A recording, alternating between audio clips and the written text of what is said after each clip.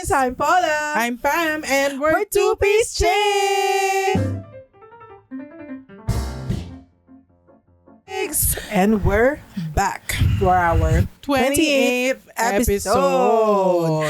So, since last week ng March. Yes, alam nyo na. Akalain mo naman.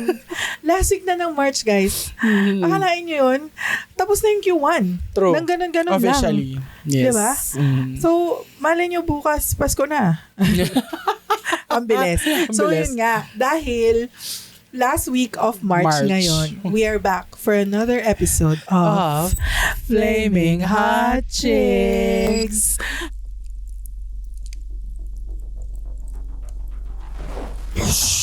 Kung saan magagalit na naman kami por ang isang oras. True. Actually, parang siya, low-key, para siyang pet peeve episode. Pet peeve episode. Na, gusto naming ipilit sa inyo yung mga gusto naming mangyari sa mundo. So, ayun, basically, hot takes namin and the things we want to normalize, no? And the things that we want other people to stop doing, basically. Basically, yun siya, yung episode na to. So, ganun naman ang natin. The views and opinion of the host doesn't necessarily reflect the views and opinions of our family and relatives. Kasi wala kaming network. So, family na lang. So, ayun, pag-uusapan namin ang aming mga hot takes for March. Okay? So, I'll start. Go. Okay, number 1.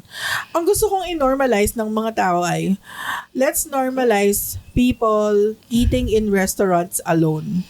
Diba? Ay, buti na bring up mo yan. Dahil gusto mo lang naman mag-enjoy mag-isa, mag-relax, ganyan, kumain ng masarap. Nang ikaw lang mag-isa, na content ka pa. True. Iba. Hindi po kami depressed. Yes. Hindi po lahat ng kumakain mag-isa sa restaurant or sa mga fast food places ay may pinagdadaanan. Oo. Hindi kami depressed, hindi kami heartbroken. Gutom lang kami. Parang kayo din. Oo. So, normalize natin yun. And for me, for the last, siguro, before pandemic, din ako, parang scared din ako kumain mag-isa. Sa labas. Oo, kasi may certain stigma siya na, mag-isa lang siya, wawa naman siya. And kasi ako, naiisip ko yun sa ibang tao. Right? So, syempre, ako sa isip ko, may isip din yun ng mga tao. Pag nakita nila ako na mag-isa akong kumakain. Okay. Pero ang bilis ko siyang na-overcome na ang saya pala kumain mag-isa. True. Ang saya pala kumain mag-isa na hindi mo kailangan tsumika. And alam mo, ngayon, ang ginagawa ko, parang kasi sobrang comfortable na ako kumain mag-isa eh. Same. So, nanonood pa nga ako ng movie minsan habang kumakain mag-isa. So, may dala lang akong headset. Yung pods, yung... Oo, kasi ayaw nga natin nung nagla-loudspeaker sa public places. So, Bluetooth earphones, tapos isa-set up ko yung ko doon, yung cellphone ko doon, tapos kakain ako. So, normalize natin yun siya and hindi siya... Yun nga, wala kaming pinagdadaanan. We're okay. True. Gusto lang namin kumain ng masarap kahit na wala kaming kasama. Kaya nung nakita ko yung may nagko-content ng ganun na nakakaawa naman si ate or kuya, ganyan-ganyan. Gusto ko sana siyang samahan. Hindi ka nagmamagandang loob ng lagay na yun. Judgmental ka. True. Baka nga, ayaw pa ng, ayaw pa nung tao na samahan mo siya. The whole point of him or her being there alone is gusto niya talagang mapag-isa. And ayaw niya sa cloud chaser na katulad mo. Correct! Oh my God, somebody finally said it. Kaya na lang natin sila. Oo. Mga bata, maghanap kayo ng something intellectual na i-content nyo sa sa social media, no? Huwag yung mga ganyang kabobohan. Okay? Ayan na. Namusok na naman yung ilong. Ay na naman siya. Na-trigger siya. Na-trigger na naman. Kasi talaga, ang dami kong nakikitang ganyan. Which is, kaya for some time, nagkaroon din ako ng fear na, pag mag-isa akong kumain sa restaurant, baka makontent ako, ganyan. Mapicturean ako, mapicturean ganyan. ka. Ngayon pa naman, since ang mga phones, may mga camera na, pwede ka mauna ng picture nang wala mong consent Tapos ipopost ka pa, di ba? Parang, guys. Wag na kaming gawing subject. Iba na lang. Kayo na lang. Or kung gusto nyo mag-content ng gano'n, ang gamitin yung picture ng pagkain nyo. para lang ma-prove na nandun kayo sa restaurant nung time na yun.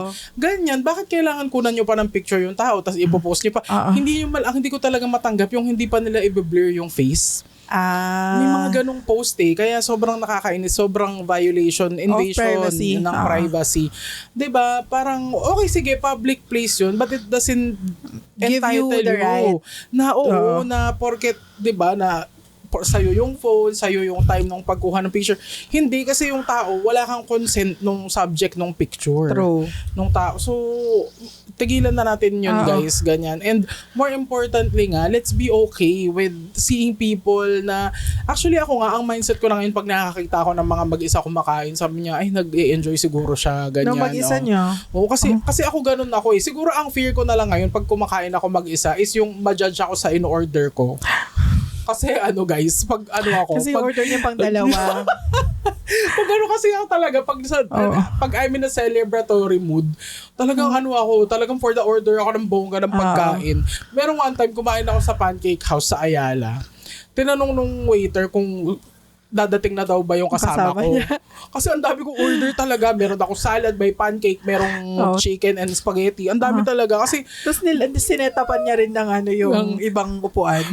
Wala pa naman. Wala. Siguro kaya siya nagtanong kasi isa-set up niya. Sabi ko, ay kuya, wala akong kasama. Ako lang kakain. Sabi niya, okay po ma'am, enjoy your meal, ganyan. Ayun. So, okay na judge ako doon, pero yun na lang yung fear ko. Well, honest mistake siguro. Ganyan. Kasi, pero carry at the end of the day, Oo. Lord, ang importante doon, nag-enjoy ako doon sa, sa food ko, ganyan. Tapos maganda din yung service, ganyan. In fairness naman doon sa, sa waiter na yun, after nung little, talagang yung bottomless iced tea ko, hindi talaga siya bumaba. Hindi siya bumaba. Bottomless talaga. Nakaabang talaga siya sa akin. Nakikita ko siya hawak-hawak niya yung pitchay ng iced tea.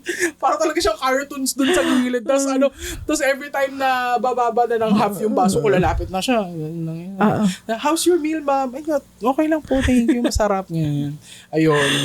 Diba? Normalize natin yan. And it's okay sa mga sa mga taong gustong mag-try ng restaurants on your own. Kasi, like, for example sa akin, madalas akong kumakain na mag-isa kasi ako na lang yung lumalabas. Kasi nga mahirap iwanan yung bahay namin na walang tao. So, kung merong lalabas sa amin, either ako lang or siya lang. Parang ganon. So, dapat laging merong bantay sa bahay namin. So, most of the time na magpupunta ako sa mall, nagpupunta lang naman ako sa mall para mag-grocery, ganyan, yung mga normal errands na kailangan mong gawin once in a while. Kumakain din ako mag-isa. And then, ako, walang sa akin na, table for what? Ganon. Ganon lagi. Ang ko sa mga, and then, ang hirap na rin kasing magyaya din. Like, for example, meron kang gustong itry na restaurant, diba? Parang ako kahit kung meron akong time puntahan mag-isa ko, pupuntahan ko talaga eh. Kasi ang hirap na rin maghanap ng kasama. And malay nyo, hindi nila trip yung gusto mo. True. Ganyan. So, edi ikaw na lang, mag-try ka mag-isa doon. I-order mo lahat. Take out mo na lang kung wala silang take out policy. Diba? So, ayun, okay lang yun. Kung gusto nyo kumain mag-isa nyo, okay lang yun. Alam mo, ang gusto kong gawin is mag-hotpot mag-isa. Hindi mo pa natatry? Hindi ko pa natatry. Pag nag-open yung Jiangnan dun malapit sa amin, gagawin ko yan. Sa SM Sukat, no? Mag-hotpot ako mag-isa ko, kahit ma-judge ako. Pag nag-crave ako, pero kung... Well, you mean unlimited hotpot? Kasi yung hotpot na nakaserve, certainly na-try mo na mag-isa. Yung ititimbangin mo lang, tapos titimplahin nila, tapos yun na yun. Hindi ko pa na-try mag-isa. Yun. Yung malatang, hindi pa. Hindi pa. Okay. Hindi ko pa na-try mag-isa. Pero parang technically, parang kasi siya, parang tama lang naman, nakainin mo yun mag-isa mo, di ba? Okay. Kasi pag unlimited kasi, di ba? Okay. Parang laging dapat meron kang kasama. And I think meron din mga restaurants na hindi sila tumatanggap ng isa, single solo diners. So, kailangan may at least two. Hindi ko alam sa Jiangnan kung may ganun. Pero, yun, gusto ko matry yun, mag-hotpot mag-isa. Ako din. Try ko. Hotpot mag-isa. gagawin ko yun. Hindi ko pa na-try mag-samgyup mag-isa, pero at this point, hindi na kasi hindi na enjoyable ang samgyup sa mga trentahin yung tita. Pag nag-samgyup kami, yung kung ano lang kaya mo kainin. Dati kasi parang, oh my God, unlimited to. Kailangan try natin lahat. True. Ngayon, hindi na. Kung ano lang yung kaya mo kainin. Very hanggang bumuka yung tagiliran niya. So, ngayon, hindi na. Kung ano lang yung kayang kainin. Yeah. So, yun. So, ibig sabihin, sa samgyup ka pa din. Hindi nga lang siya like kasing intensive as before. Pag nagka-crave, magsa-samgyup. And then, kung ano lang yung, pag busog na, tama na. Okay na yun. So, gano'n ang namin, ang mga ganap namin. And then, ayun nga, kung kayo din, kung natatakot kayong mag-dine mag-isa, okay lang yun. Okay lang yun. And nananawagan po kami sa mga nagbi-business dyan ng restaurants, magkaroon kayo ng option ng place sa sa restaurant nyo for solo diners.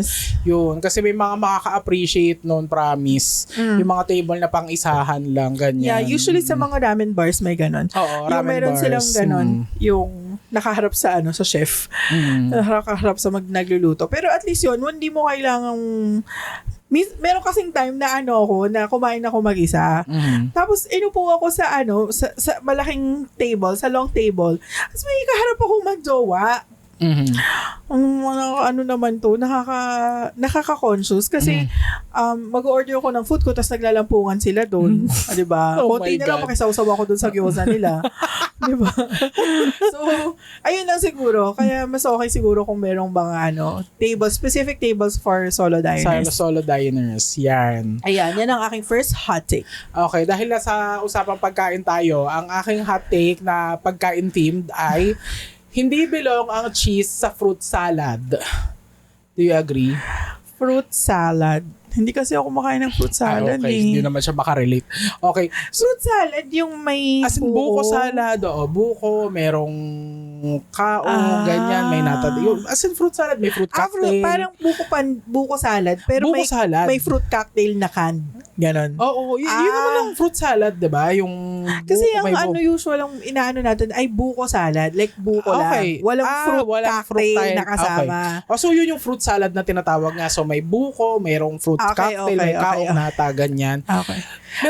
Cheese. Meron kasi ako iba na nilalagay ng cheese. Hindi ko bet. Oh, talaga? Hindi.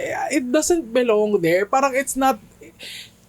Sa fruit salad po ay hindi yun oras para mag-appreciate tayo ng fusion ng salty and sweet. Para ilagay nyo yung doon, ilagay nyo yung cheese doon. Hindi talaga. Kasi unang-una, iba yung texture ng cheese. Diba? Hindi ko ka-imagine. Diba? Parang, minsan lang ako nakatikim noon, tapos medyo nadala ako sa fruit salad for a while. Kumakain lang ako ng fruit salad pag alam kong si mama yung gumawa. Kasi si mama hindi siya naglalagay talaga ng cheese at all. True. At masarap ang buko salad ni mama. So, ayun, pag pupunta ako sa halimbawa sa mga party, ganyan, tapos nakakita ako ng fruit salad. Tapos may cheese. Makikita mo siya kasi ang pagkakaslice madalas is diced cubes na maliliit. Maliliit. So, hindi mo siya agad makikita unless you look talaga closely dun sa or unless nakain mo na siya. Ganon. So, nasira na yung buko salad experience mo. No, it's for me. Parang never pa ako nakatikim ng merong cheese. Merong cheese. Ako nakatikim na ako. Kaya, so, ibig sabihin hindi siya common na merong cheese. Hindi dapat talaga. Oo. Kasi ako, never ako nakakita ng fruit salad na merong cheese. So, parang sobrang few people lang yung gumagawa nun. Oo, siguro. Ganyan. So, again, I repeat po, hindi po yun ang time para mag-fusion kayo ng sweet and salty. Okay? Hindi katulad yung pineapple sa pizza. Yun talaga, perfect combo yun. Okay? Pero kasi savory yun eh. Oo. Tapos maglalagay ka ng cheese sa buko salad. Pag dessert kasi siguro, mahirap pag O, siguro pag dessert. Or hindi, yung texture niya kasi. Oo, hindi bet iba. kasi. Hindi bet yung texture ng cheese. Kasi iniisip ko pa nga, kahit maglagay ka ng ibang klaseng, halimbawa parmesan, hindi pa rin pwede kasi magaspang yung parmesan. Maruruin pa din yung buong experience. Kung yung processed cheese naman, yung pasteurized, naman siya, chewy na medyo malagkit. Hindi talaga. Pa rin. Hindi. Huwag na lang kayo maglagay ng cheese at all. Kung magde-dessert kayo ng cheese ice cream siguro, it will work. Ganyan. Homemade na cheese flavored ice cream. meron bang dessert na may cheese? Parang, di ba? Kakanin, puto. Ayan, yung mga kakanin. Yan, kung kakanin ka, pwede siguro. Pero kung fruit salad, no. No. No to cheese sa fruit salad. Okay. Ayan. Another hill I will die on. Ayan. Okay. O, wag nalagyan yung cheese yung ano nyo. Perfect. So, bilang ang next na hot take ko ay katugtog niyan. Ang pasas po, Ayun, sa pasas. ang pasas po ay hindi siya belong sa lumpiang Shanghai. Please. Oh my God! Oo. I cannot. Nilalagyan nila ng pasas yung lumpiang Shanghai. Saan ka nakatikim niyan? Usually sa mga karinderya na nagbebenta ng lumpiang Shanghai. Pero meron ako natin na birthday party na yung lumpia nila merong raisins. So, ayun, parang ang lumpiang Shanghai ay isang sagradong pagkain. Dapat hindi siya nilalagyan ng dried na ubas. For me. Oo, again, it's not the time for you to have that sweet and salty fusion. Oo, no. Hindi talaga siya belong, guys. I mean, pasas talaga hindi siya belong sa kahit anong pagkain. Sa kahit anong pagkain. Kainin nyo na lang siya mag-isa.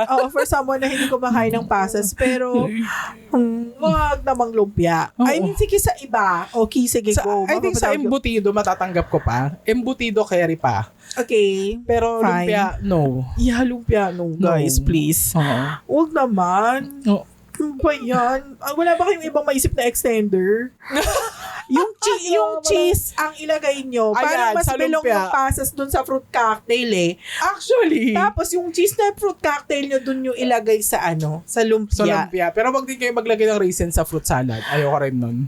Hindi rin pero mas belong yung raisins. Mas belong. Kasi fruit siya Tapos parang maasim siya. So parang dried siya dun sa taste palette. Taste palette. Ganun. Diba? So, wag naman po ang lumpiang Shanghai. Please po. Talaga yung lumpiang Shanghai na may pasas. Talagang yung lumpiang Shanghai lang talaga ni Mami yung True. The best. The best. So, hindi ko alam kung nagpapa-order pa si Mami. Yes, nagpapa-order pa kung gusto nyo, guys. Kung gusto nyo ng Heavenly Lumpiang Shanghai, sabihan nyo si Mama. Hanapin nyo yung almost lumpiang Shanghai. Pero hindi, almost homemade goodness. Pero I think hindi na active hindi yung na masyadong active. Sige, message nyo na lang si Tita Alma sa Facebook. Message nyo siya dyan, tapos mag-order kayo. Actually, kahit anong pagkain pwede niyang iluto for you guys. Oo. O pwede rin through sa amin kung gusto yung mag-inquire. Lahat ng niluto ni Mama ay walang pasas. True. Kasi yung mga anak niya hindi kumakain ng pasas. Hindi kumakain ng pasas. So actually, yung embutido niya rin walang pasas yun Pero pag sa mga iba, kasi normal naman na merong embutido merong embutido ang pasas. Baliktad. Pasas ang embutido. So pag iba, ang by request. Is nilagay niya ng yung normal na ingredients ang Pero pag sa mga anak niya, tatanggal niya yung mga ayaw namin.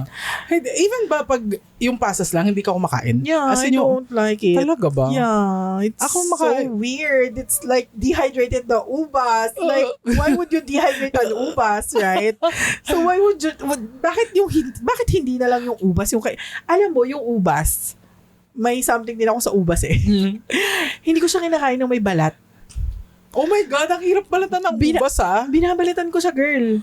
You're so weird. Yeah, bakit? Kaya dumating yung point na, oh my God, it's so much work for me to balat the ubas. So I will just not eat the ubas. So hindi na ako kumain ng ubas. Favorite ko ang grapes actually. Pero favorite ko ang grapes sa iba niyang form.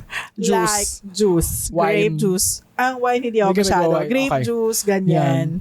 Mga grape flavored na mga ice pops. Yan. Yan ang Ako naman, ayoko ng ganun. Ayoko ng grape soda, ayoko ng grape juice, ayoko ng yung ice pops na grape. Gusto ko talaga yung mismong grape, yung And syempre wine yan. Wine tayo. Hindi ako masyadong ma-wine kasi it's maasim. Baka depende kasi sa meron kasing klase ng wine na matamis. Like Moscato. I'm your President Red Horse girlie. Pero tumigil na tayo doon. Hindi na kaya ng ating trentahin body ang mag-consume ng maraming alcohol. So, ang iniinom na lang po natin ay tubig at Pocari Sweat. Shout out Pocari Sweat. So, baka gusto nyo kaming sponsor. Ayan. Pocari Sweat. Kasi, because you need to drink your water, bitch. You also need to drink your electrolytes. Okay, Ayan, Pocari Sweat again. Shout out sa inyo. So, ayun. Saan na punta? Ayun yung... Wait lang, yung sa Pasas nga. Ganon. Oo, So, sa Pasas. I think, ako, hindi ko siya bet kainin lang siya lang mag-isa. Siguro pag nasa Pero trail may mix. snack na ganun, di ba? Trail Like, mix.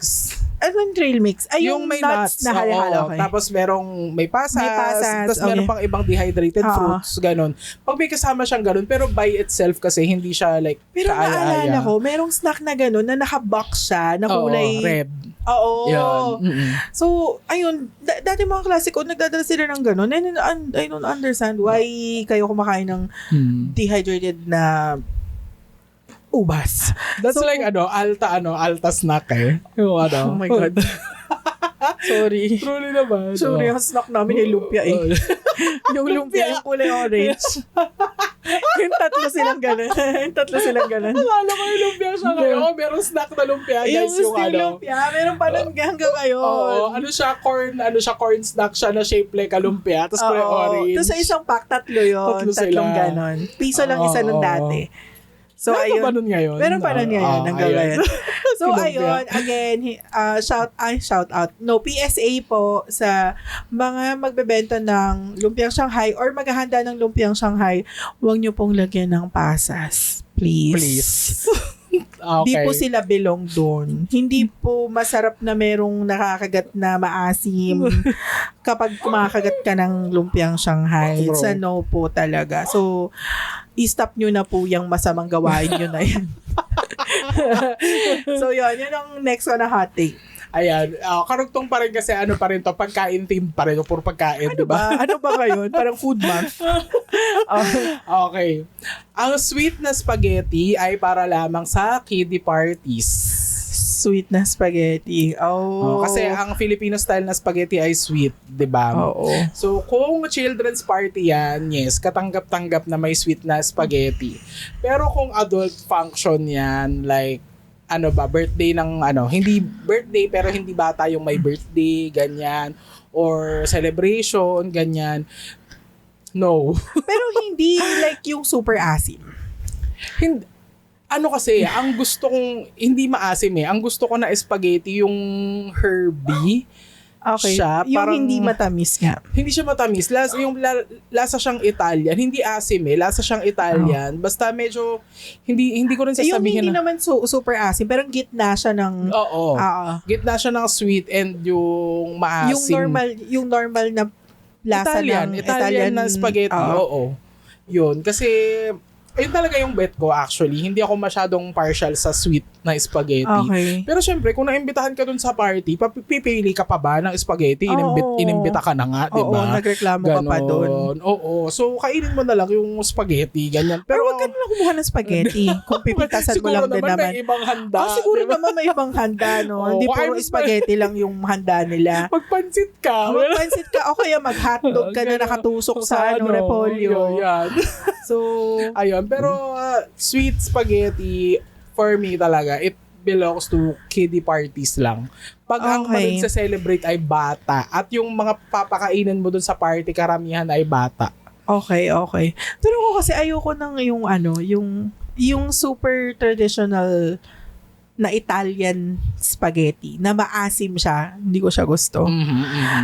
Pero ayaw ko din yung spaghetti na nilagyan ng Papa Ketchup. Oh my God, meron pa bang ganun? Baka po wala na yung generation na yon. Oo. Sana. Pero wag nyo Grabe. naman pong lagyan ng ketchup. Ketchup. Oo, banana ketchup. Huwag nyo lagyan ng banana ketchup. Okay na, yung mga spaghetti sauce ngayon, meron na silang certain, Oo, timpla. like Italian, meron ng Filipino style. Mm-mm. So, kumbaga, wag. Oo, wag yun nung... I feel like, siya, oh my God, pwede ko masabihin to? Pwede yan. Opinion naman Hindi siya nakaka-class. Pag tinataktakan mo ng spaghetti ng ketchup yung spaghetti sauce, hindi siya nakaka... I mean, why? I don't understand why. Parang extender siya ng sauce and pampatamis kasi. Okay, Pampatamis. okay. Siguro at the time, isa pa lang yung variation ng tomato sauce. Kaya siguro nalagay na lang or baka nung time na yun, wala pa kasing spaghetti sauce. Like yung spaghetti talaga. Okay. Kasi tomato sauce ang ginagamit Got you. Kumbaga yung tomato sauce kasi more on maasim siya.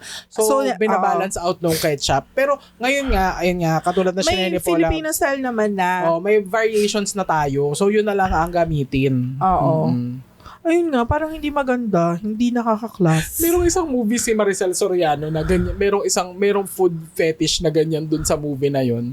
Na yung, yung karinderya spaghetti na tinataktakan ng ketchup. Oh. Soltera tong movie na to. Ang bida doon ay si Maricel Soriano, Dieter Ocampo, and Claudine Barreto. Oh my God, yung pagkapatid si Claudine Barreto tsaka si Maricel. Ay, hindi magkapatid sila? Hindi, boss and employee. Niya si Maricel Soriano. Oo, ganyan. Perfect ka dyan. Tapos, mas bata si Dieter na naging jowa ni Maricel Soriano. Oo, tapos na in love siya kay Claudine Barreto. Ayun. Oh my God, ano pangalan ni Claudine doon? Nakalimutan ko na. Kasi meron silang scene doon sa kwarto na mayroong doon sa kwarto ni Maricel Soriano, tapos yung kama niya mayroong bubong. Oo. Diba? Doon yung confrontation scene. Yung confrontation scene. O bakit ka Hindi, sa office yun eh. Office ba yun? Office yun. Pero meron silang scene din sa room. Oo. Pero yung scene na bakit ka magre-resign, nandun yun sa office niyang search niya na. Soltera. Ayan, Soltera. Ayan. Favorite ko rin yung movie na yan kasi cute nga nung story din yan. Ayun, yun yung food fetish dun ni Claudine Barreto. Nalagyan niya ng ketchup yung spaghetti. Ganyan. Nung nakita din ni Maricel Soriano, parang siya, kadiri. Weird. Kadiri. Hindi yung reaction niya, which is, ayun nga, weird. Ayun nga. Okay. Yan. Next na ako. Ikaw yung last hot take spaghetti. Okay. So, dinagdagan mo lang. Hindi na to food king. Okay, good. So, ang next ko na, na hot take ay, let's stop forcing kids to kiss or hug adults. Number one, it's unhygienic. True. Number one, parang source ng germs is mga adults. Well, kasi nga, di ba, as an adult, ikaw yung maraming inaasikaso, hinahawakan, and all that, marami kang pinupuntahan. So, kumbaga, mas marami kang germs. Tapos, ipipilitan mo pa yung anak mo or yung anak ng friend mo na hug, ganon.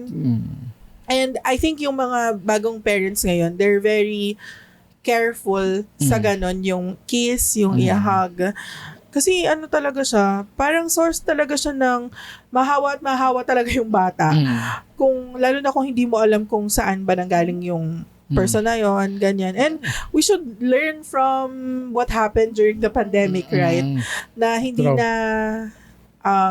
na katulad ng dati na chami-chami tayong lahat. True.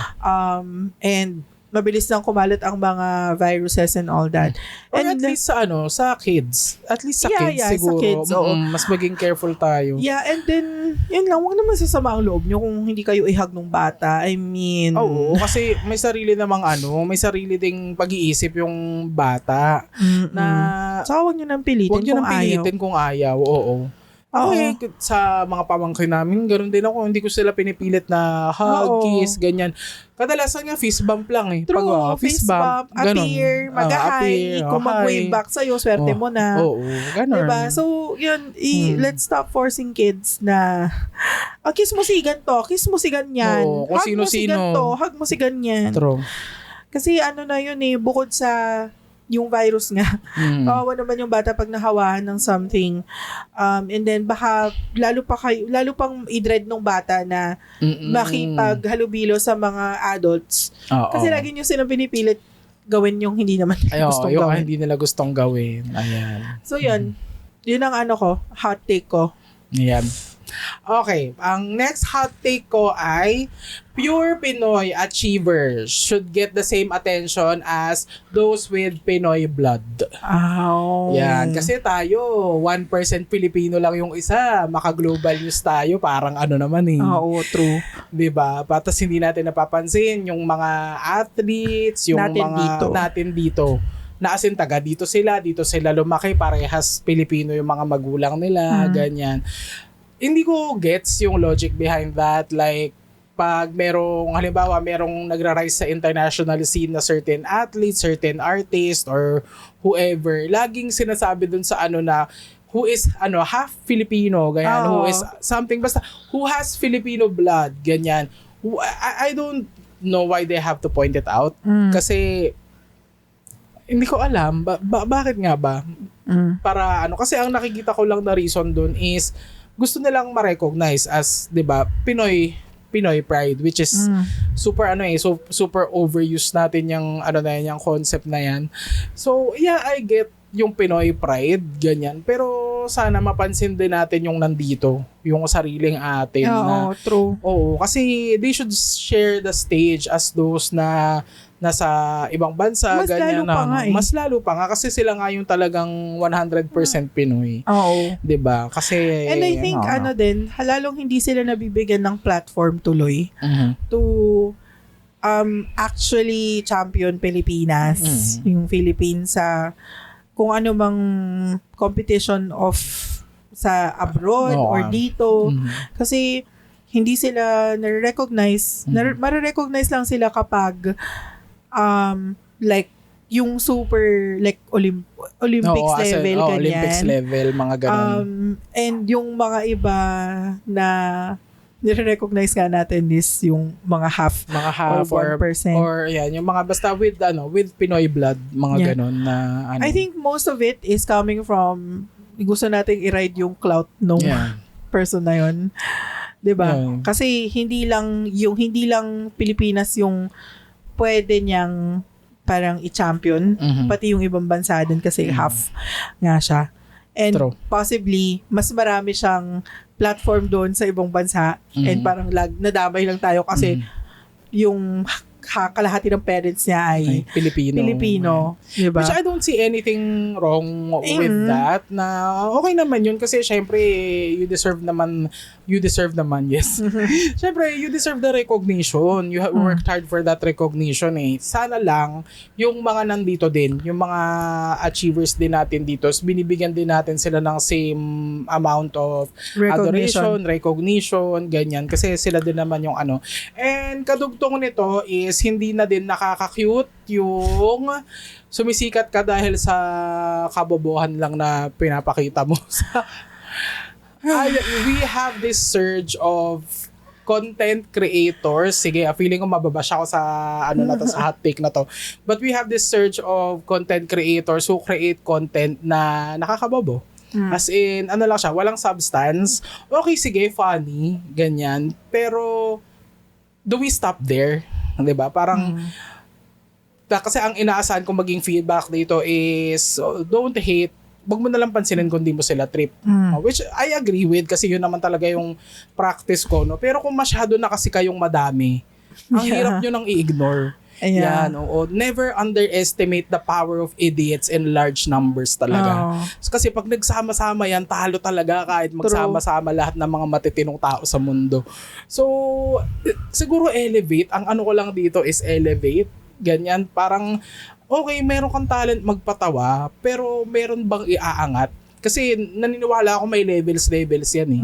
Kaysa yung nagpapatawa ka lang ng walang katuturan, ganyan, na parang as in rubbish, as in how do you slapstick ng ganyan na ka lang, as in kasi there was a time na nakakatawa sa atin yung naghahampasan ng tubo, ganyan, 'di ba? Na 'di ba yung mga ganong klaseng comedy. Pero ngayon kasi hindi na yun hindi na siya as funny kasi nag-evolve na din ang comedy eh. So medyo nagiging cerebral na din siya at some levels is some artists ganyan. Pero yung mga content creator na nakapagod kayo kasing i-ignore din minsan. So, bukod sa nakakapagod, ang hirap nyong i-tune out. Oo, ang hirap nyong i-tune out. Kasi pag dumaan kayo sa feed namin, even if we play your reel for 2-3 seconds, mababago yung algorithm namin eh. So, puro kabobohan na yung mga susunod na makikita namin din. So, Although we're not saying naman na kasi hindi naman kami para righteous dito na yung mga namin na hindi kabobohan.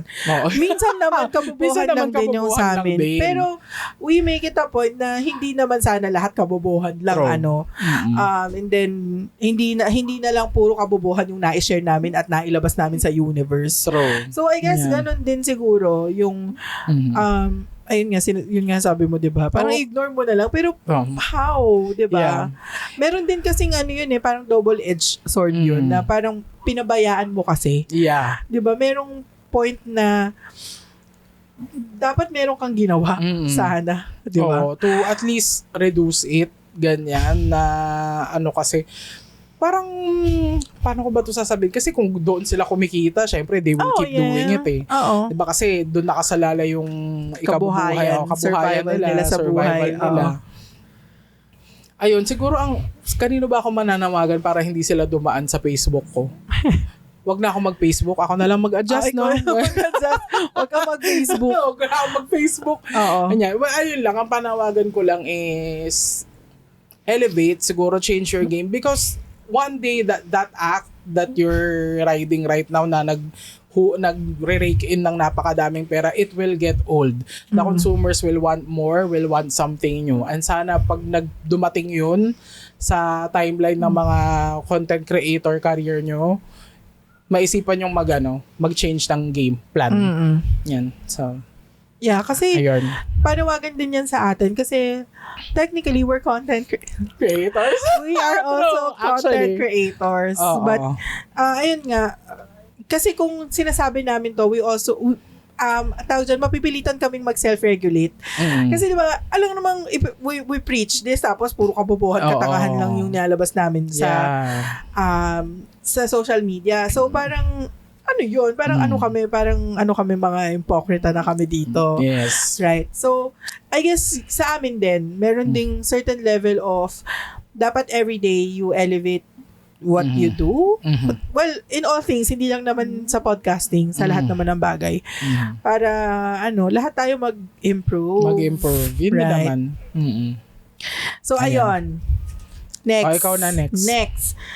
Ang next ko ay let's normalize saying no without explanation. I bet. Yeah, alam mo, for someone that is people-pleasing for the last 30 years of her life, talaga siya, mahirap siyang gawin. Mahirap siyang gawin na hindi mo kailangan mag-explain or gumawa ng essay kapag magsasabi ka ng no. Because no is a complete sentence. Yes! True naman. Di ba? Hindi yun kabobohan. Tama yun. So, ayun, parang ako lang, kumbaga, inaano ko rin sa sarili ko na hindi all the time kailangan explain mo yung sarili mo. True. And some people, kailangan nilang maintindihan na hindi all the time kailangan may explanation ng bagay. True. Ang mga bagay-bagay. And if you say no, kailangan maging comfortable ka din kasi kasi minsan yung feeling na pag-explain ng no is sa sa'yo lang yung gusto mo lang kasing i-justify bakit ka nagno-no. Yeah. Pero hindi naman nire-require nung sinasabihan mo kung yung explanation bakit ka nagsasay no, right? So, at least sa akin lang, personally, parang I owe it to the person na in-explain ko sa kanya bakit ako nagno-no. Pero, there are times na okay lang sa kanya yun. And gets niya kung bakit ako nagno-no. So, yun. Parang, parang i-normalize natin yun na hindi all the time kailangan may explanation ka. True. Sa mga bagay, sa mga desisyon mo. Or, hindi all the time you owe the explanation to other people. Pwede siguro may explanation ka kung bakit ganun yung desisyon mo. Pero hindi mo kailangan yun, hindi mo utang yun sa mga tao sa paligid mo. Yeah, and don't feel obligated to explain yourself. Ganyan na, unless boss mo yun, diba? Syempre, kailangan ng explanation yun. True. Unless nag-root cause analysis ka. And alam ko, ayaw ko po explain eh. Hindi pwede pag nag-RCA. Diba? Pwede sa RCA yun. Parang, no, it will hurt my feelings to explain. Hindi pwede. So, yung mga ganong situation, situation na kailangan mo talaga explain, yun, syempre kailangan mong, 'di ba, sabihin kung bakit ganun yung decision mo. And I guess that has a lot more to do with yung being comfortable, disappointing people. Ganyan na, ayun, kailangan, isa yun, para sa akin, life skill yan, na kaya mong mag-disappoint ng mga tao. Kasi, di ba, Kaya mong mag-disappoint ng mga tao. Kasi lang hindi ka nakukonsensya, hindi ka like na, kasi, ewan ko sa amin, well, ako na lang. Sa akin kasi, yung upbringing is, kailangan lagi akong impressive sa mga tao. So, lagi akong nagpapa-impress kung kani-kanino, kahit hindi naman kailangan, ganyan. Parang, yun yung naging mindset ko, na kailangan, hindi ako makadisappoint ng kahit na sino, ganyan. Kasi pag nakadisappoint ako ng iba, that disappointment extends to myself, and then, doon nagmumula yung lahat ng anxiety, lahat ng, ayun nga, yung mga sessions na binibeat up mo yung sarili mo nang hindi naman dapat, mga ganun. So, at this point in my life, medyo comfortable na ako na disappointing people, ganyan, na, hindi niya na yung ganito, Kerry, ganyan. Kung expectation mo yon sa akin na hindi ko na fulfill, dead ma ako dun. Pero kung expectation yun na sinet ko sa sarili ko, kailangan ma-reach ko yun.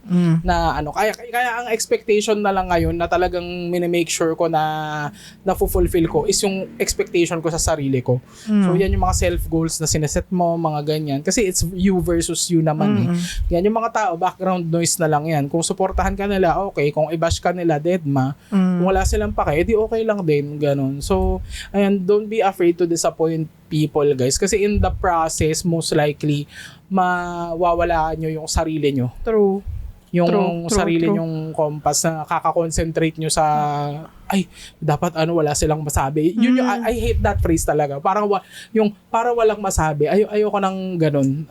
You're doing things because para wala silang masabi. No, I'm doing things because I want to contribute something. Gusto ko excellent, ganyan.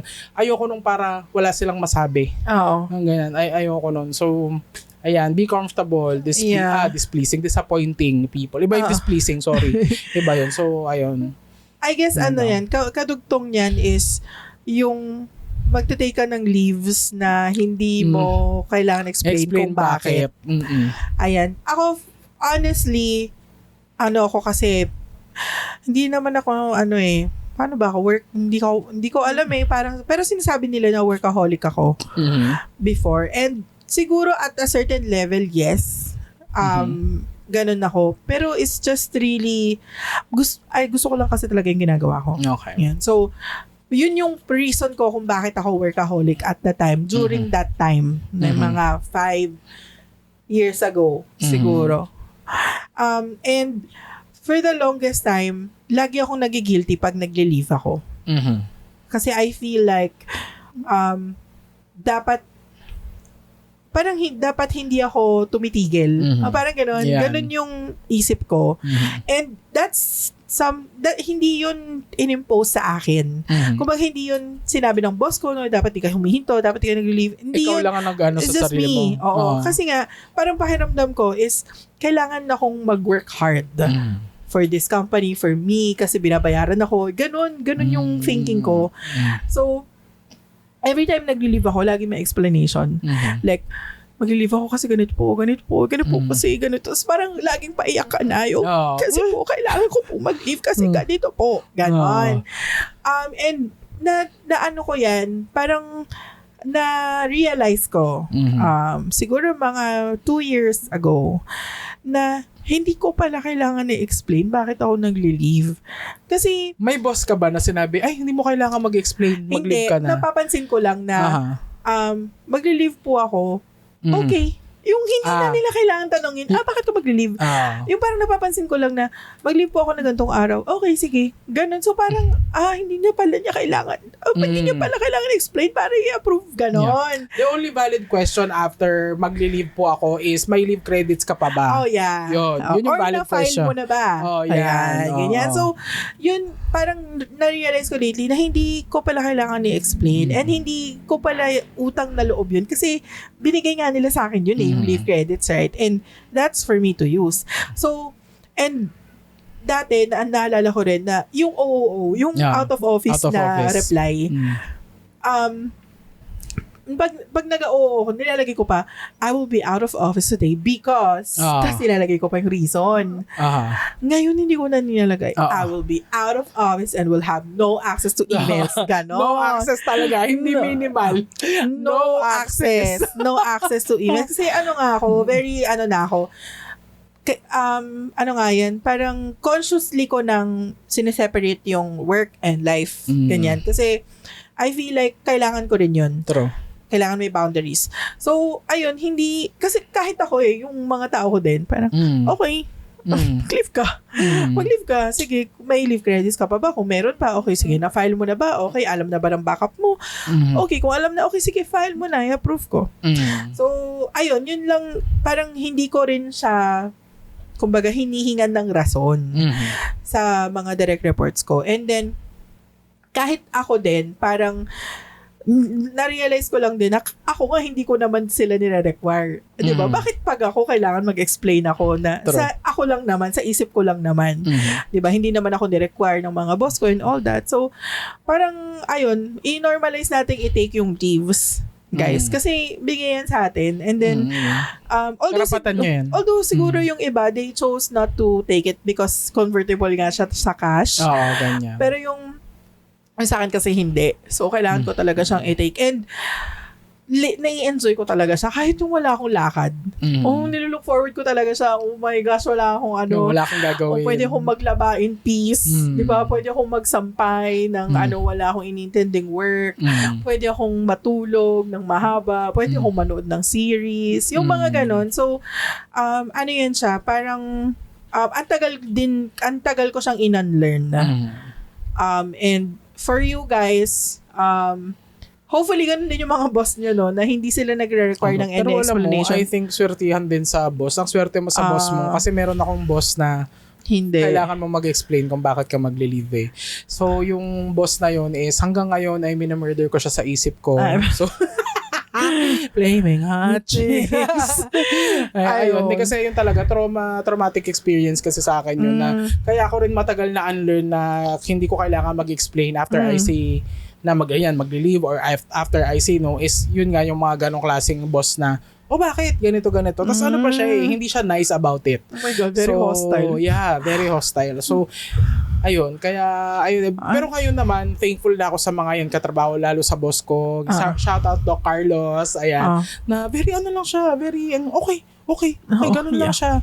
Na as long as wala kaming importanteng trabaho na ginagawa, ganyan, na as long as alam mo na yung schedule is hindi ka naman gaanong kailangan that day, ganyan. And carry. Wala ka namang iniwan na trabaho. Right? Yun naman importante, wala kang iniiwanan na work, ganyan, na-endorse mo ng maayos lahat ng trabaho mo dun sa backup mo, ganyan, walang problema. So, ayun nga, siguro, depende rin nga sa boss. Depende sa boss, swertihan, no? Swertihan, pero yan talaga. Pero yun, guys, it's your right. Your boss doesn't change the fact na right nyo na mag-leave. Yes. Pero yun nga lang, syempre, two sides of the coin lagi. Parang, kailangan mo rin consider that there might be times that ang hirap pag nakukulangan ng tao. True. Number one. And then, there are critical days talaga. Like, for example, sa amin, sa field ng accounting, talaga, it comes with the job. Inherent sa job na pag yung holiday, pumatak siya ng closing, yung end ng month or end ng year end, ganyan, quarter end, sure talaga hindi ka makakapag-leave. Kasi, kasama yun sa trabaho mo. Parang inherent sa job na kailangan magsarado ka ng libro ng ganong panahon. So, diba? Ganon din naman sa mga ibang jobs, right? Hindi naman sa accounting lang yung ganon. So, for sure, may sa critical mga working days. Sa mga audit, yung busy season nila, yung filing ng taxes, filing ng returns, right? So, yun, merong mga times na yun, kailangan i-consider mo din yun as a responsible employee din naman. True. Pero, ayun, i-take mo rin yung leaves mo and consider mo rin kung saan papatak yung mga leaves mo. Correct. Ayun. Hindi naman porket right mo is i-assert mo siya kahit wala ka sa lugar. Ganyan. Pa rin, be considerate pa rin. Kailangan din natin maging responsable. Correct. Kasi, with great power comes great responsibility. Sabi ni Uncle Ben. Ay, Spider-Man. Spider-Man, yung movie. Pero ang nagsabi nun ay si Uncle Ben. Okay. Ayun. Perfect. Bago siya mamatay sa sidewalk. Sinabi niya yun. Okay. Next. First Spider-Man movie ba yan? First Spider-Man movie. Okay, Di ba yung okay. na ano siya, nasaksak, basta na ano siya. Ang dami ko na kasing napanood na Spider-Man, halo-halo Basta na si sila. Uncle Ben, yung unang Uncle Ben, yung kay Tobey Maguire. Yun. Okay. Yung namag ata siya sa sa sidewalk. Okay. Tapos, baka mali na yon pero si Uncle Ben sure ako nagsabi nung with great power comes great responsibility. Ayan. Perfect. Kasya pa ba tayo sa dalawa? Kasya Tig-isa pa. Oh, yan. Oh. Okay. Filipino time is not cute. Guys, it's a lack of respect. Ay, Mian, isa ako dun sa mga yan. Yes, isa ka sa mga nag-Filipino So, time. I cannot roll my eyes now because kasama ako dun sa mga yun. Pero, we're trying to be better. Yes. Ako, meron akong tawag dito sa sarili ko na as much as possible, hindi ako lalampas ng 15 minutes na late sa kahit saan. 15 minutes grace period. Grace period. Ganyan. Sa kahit saan. Pero, ano naman, mas, dito namang mga nakaraan, hindi naman talaga ako nalilate ng sobrang tagal. Hindi ka tulad dati talaga solid Filipino time, 1 oras, 1 kalahati akong oras nalilate. Ganyan. At saka, I make it a point na kapag malilate ako, Nagsasabi ka? Nagsasabi ako, tas merong naka-schedule na activity para dun sa mga scholars ko. Para kahit wala ako doon, meron na silang ginagawa. Ganon. Kasi hindi mo naman, kasi minsan merong mga meeting na, di ba, hindi mo masasabi kung kailan, anong oras matatapos, ganyan. O kaya meron kayong activity night before na super late matatapos, tapos yung kinabukasan na pasok mo super aga. Di ba? So, ayun, well, as an educator, meron ka naman talaga kasing say kung anong time mag-i-start. So, halimbawa, gusto mong mag-breakfast muna sila, bigyan mo silang 30 minutes. O, 30 minutes guys, tapos start tayo ng ganitong oras. Ganun. Pwede naman siya. Pero, I'm proud to say na nawala na yung habit ko dati na talagang solid akong malate. As in, 1 hour, 1.5 hour. Minsan 2 oras pa nga, ganyan. Tapos na yung event. Diba yung ganyan na paggalit. Ngayon talagang iniiwasan ko na siya kasi na-realize ko yan na nung tumanim na sa kokote natin na ang time is gold. Talaga.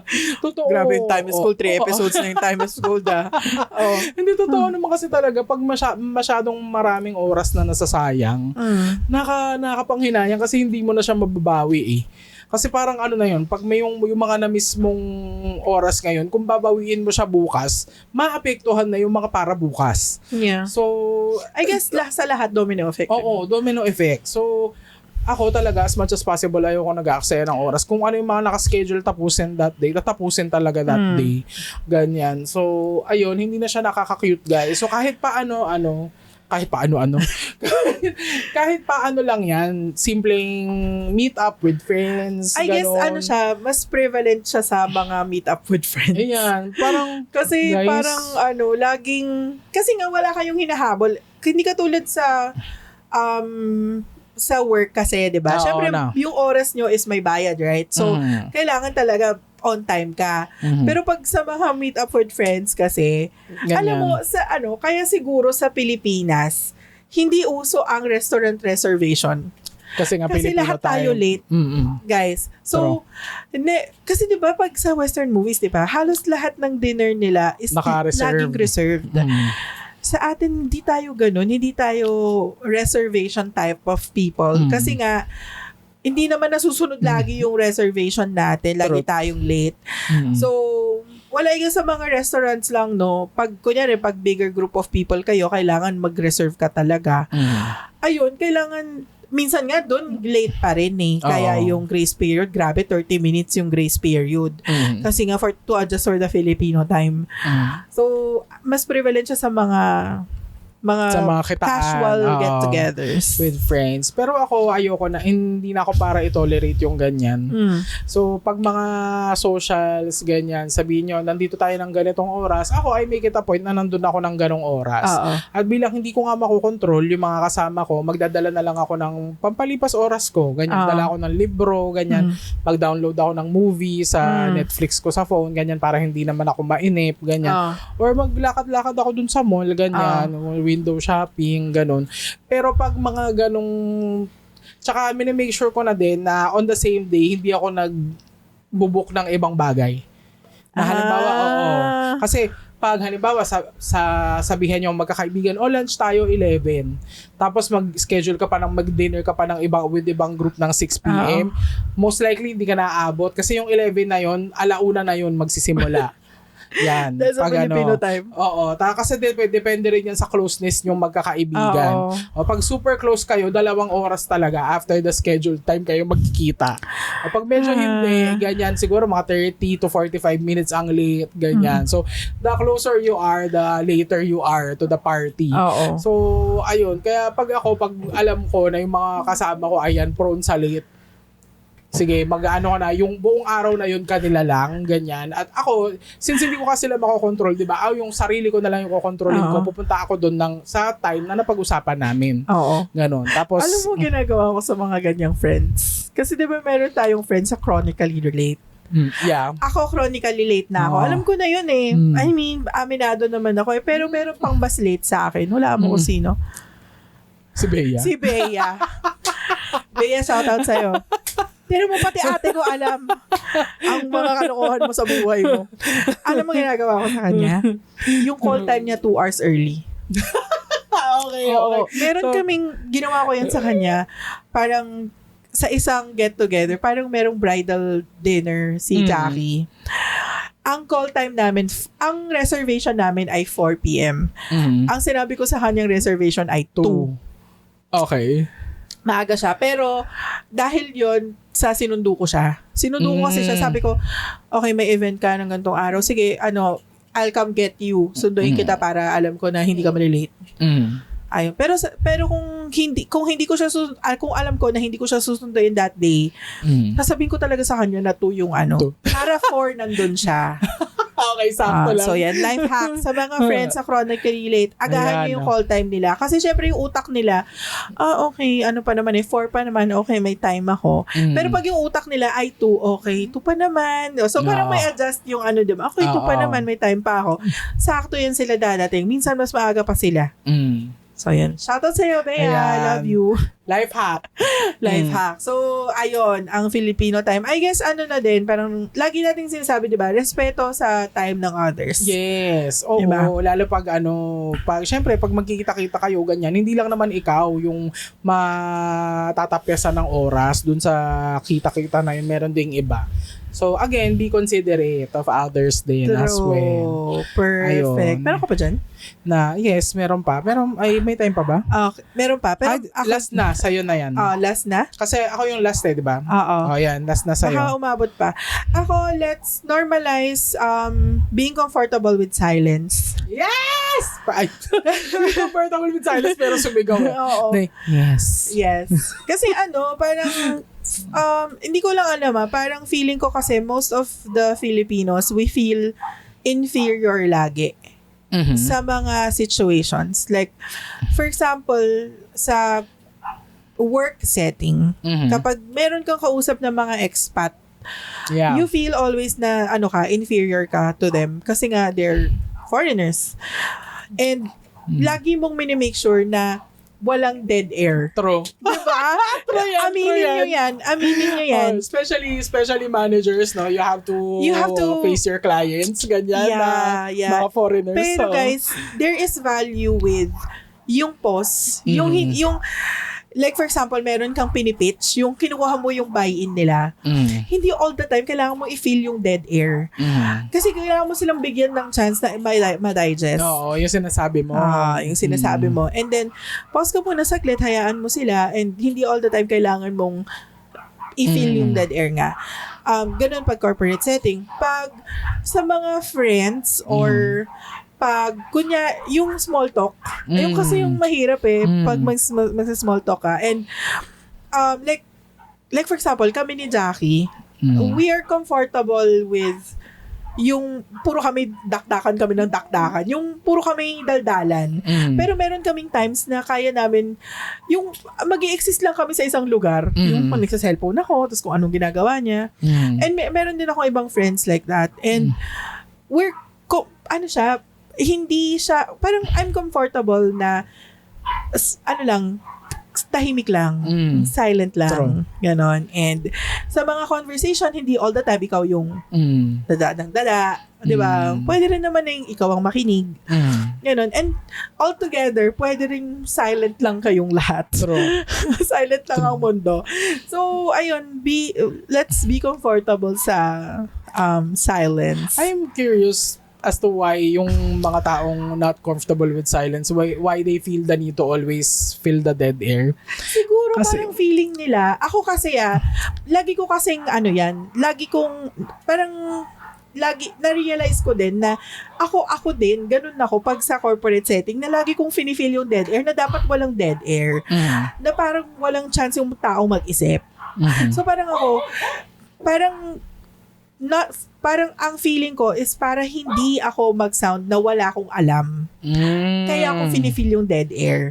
Parang ganun. And para ma-feel nila na alam ko in and out yung sinasabi ko. Alam ko, parang kahit ano yung tanong nyo sa akin, pwede ko sagutin. Yung mga ganun. Kaya ako feel yung dead air. At least sa corporate setting. Yung sa siguro, yung sa casual conversations, ang mental gymnastics ko naman is to make sure that the person that's talking is alam niya nakikinig ako sa kanya. Yeah. Kaya parang feel ko parang yung dead air na parang alam niya na may nakikinig sa kanya, parang ganun. Yun yung sa akin lang sa isip ko. Okay. Pero kasi, there are subtle indicators kasi that the person is not interested in talking. So, ako, katulad ko, dito sa bahay, pag uwi ko, galing office, ganyan. Meron kasi kami tita, shoutout sa'yo, Tita Candida, mahal ka namin, okay? Tita! Ganyan, tita. Ang tita kasi namin na yan, super bakwento siya. Yeah. Ganyan. So, yun talaga, siguro niya yun, autopilot niya yun, na magkukwento siya.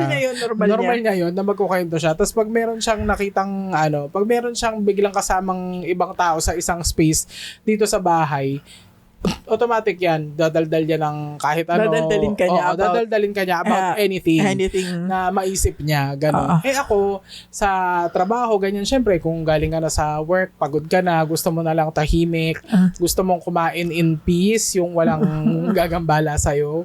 Yun, minsan hindi ko siya magawa dito kasi nga for the daldal si tita. So, ayun, parang ako, ang iniisip ko lang, kung be sensitive din, di ba, dun sa taong mo na meron kasing indicators yun na mapapansin mo na hindi siya interesado sa usap. Babayaan nyo na lang kami. Ganun. Yeah. Yung parang so kasi maging comfortable kayo yes, maging comfortable kayo sa silence. It's not a personal attack on you. Na hindi just sa that wala lang social battery na. Pwedeng walang social battery o sadyang wala lang talagang masabi, ganyan na pag-uusapan, ganun. Pwede na mag-exist lang kayo sa isang place, ganun. And kung mag-start siya ng conversation, pwede, o sige, makipag-converse ka. Pero, ayun nga, there are times kasi talaga na kailangan lang din natin na maging komportable sa katahimikan. Alam mo yun? Kasi hindi siya sign na na wala nang saysay ang buhay sa mundo. True. Ganyan. Gusto lang, karamihan dyan, lalo ako, gusto ko lang magpahinga sa ingay. Kasi buong maghapon ingay diba? Kasi syempre may yung trabaho na ginagawa mo, yung mga taong kinakausap mo, yung commute mo papunta pa uwi, ganyan. Syempre, it's all noise. So gusto mo, pag uwi mo, tahimik na. Ganyan. Yeah. Parang, para makapag-recharge ka din. Ganon. So, ayun. So, shoutout sa'yo, tita. Mahal ka namin talaga. Pero, please, huwag mo muna akong kausapin. Shoutout sa'yo, tita. Ayaw, huwag mo na akong kausapin pag-uwi ko. Ganyan.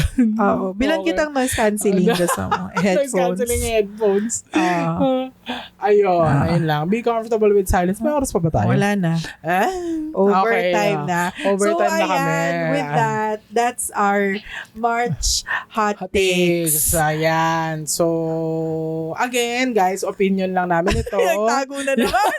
Opinion lang namin ito. It doesn't reflect the views and opinions of our family. Our family and friends and co-workers. Ganyan. So, ayun. Sana may natutunan kayo dito. Sana may natutunan kayo. Ayan. And hopefully, kasi parang we also wanted to call out people like this.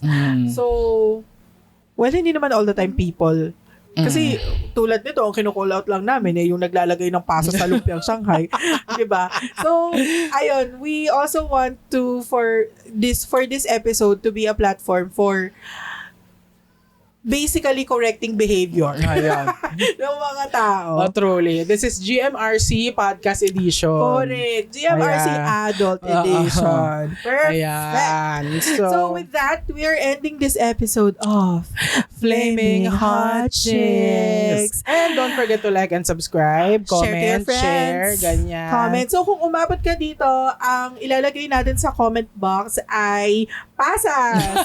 Okay. Comment nyo dyan. Comment nyo yung pasas dyan kung umabot ka dito sa episode na to. Ay, sa portion part na to. ng episode. Okay, so lahat ng magpapasas dyan ay meron kayong points sa langit.